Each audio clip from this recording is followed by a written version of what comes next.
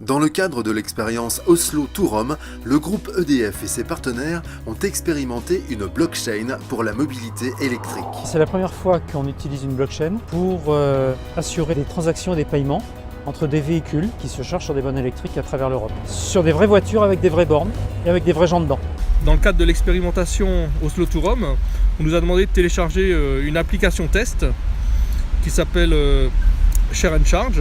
Donc je l'ouvre, donc on l'a téléchargé en avance et ça nous donne la carte des bornes sur lesquelles on va passer. Donc hier, Laurent il a commencé Toul, Metz, Saarbrück et il est arrivé à Strasbourg. Et puis aujourd'hui donc on va partir pour faire Strasbourg, Fribourg en Allemagne, Fastnacht et le Haut-Königsbourg avant de revenir sur Strasbourg, quoi. Et en fait, via cette appli, ça nous permet de repérer les bornes. Et quand on sera sur les bornes, ce qu'on verra plus tard, on paye simplement. Et derrière, c'est via une blockchain que toutes ces bornes permettent le paiement en une seule application, en fait. Et ça rentre dans l'air du temps, puisque la décentralisation, on le trouve dans la production d'énergie, dans la société, dans la politique, dans la tête des gens. Donc on a un alignement de planète pour que tout ça décolle maintenant, c'est pas un hasard. Le principe, c'est de ne plus avoir une seule entité en qui on doit faire confiance pour gérer une base de données, mais de prendre une base de données, de la dupliquer, avoir des milliers de versions similaires sur des serveurs éparpillés aux quatre coins du monde, qui sont mis en réseau et en concurrence. Et finalement, cette mise en réseau va permettre aux serveurs de comparer leurs versions de la base de données sans se connaître et de vérifier que personne ne vient altérer cette base de données. La blockchain, c'est le notaire, le banquier, le trader et le gestionnaire local décentralisé. Ça supporte différentes fonctions que ces métiers-là font.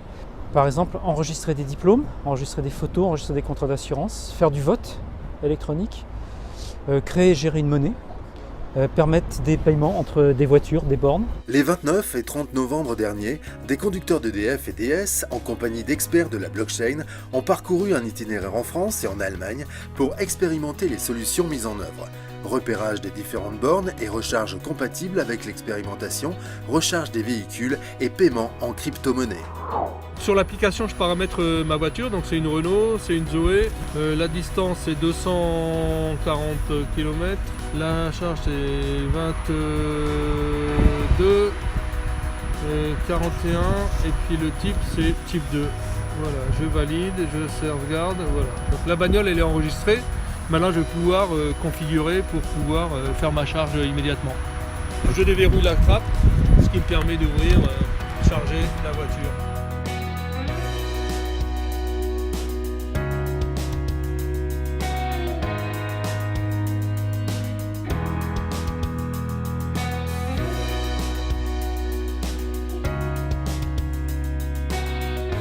Comme l'expérimentation touchait à la mobilité électrique et à la blockchain, on en a profité pour faire venir des experts de cette nouvelle technologie, la blockchain, qui participent à l'expérimentation pour nous, qui sont vraiment importants, pour nouer des contacts évidemment, mais surtout pour apporter un retour d'expérience par rapport à ce qu'ils vivent et ce qu'ils découvrent en fait.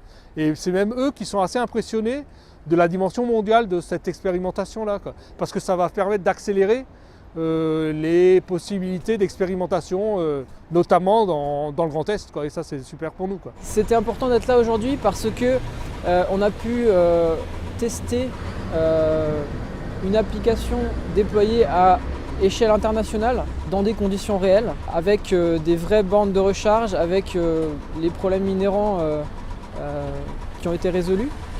Et ça s'est bien passé. Bon, on pourra en parler des heures, mais on va se calmer un peu. Voilà, donc beaucoup de promesses et maintenant il faut travailler à concrétiser tout ça pour que ça se passe bien.